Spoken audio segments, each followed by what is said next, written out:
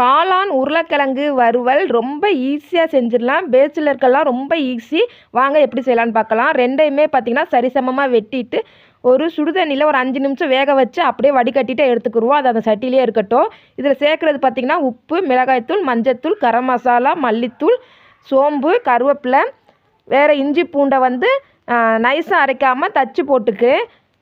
அப்புறம் வந்து 1 ஸ்பூன் அளவுக்கு தயிர், ஒரு 1/4 எலுமிச்சப்பழம், அரை எலுமிச்சப்பழத்தில் பாதி எல்லாத்தையும் நல்லா மிக்ஸ் பண்ணி ஒரு 1/2 மணி நேரம் ரெஸ்ட்டில் விட்டுருவோம். அதுக்கப்புறம் அதே கடாயில் மேலே வந்து எண்ணெய் ஊற்றிக்கிடுவோம். இந்த டெல்லி குளிருக்கு பார்த்திங்கன்னா எண்ணெய் இந்த மாதிரி உறைஞ்சி போயிடும். நம்ம அதனால் அப்படி கட்டியே ஆட் பண்ணிக்கிறேன்.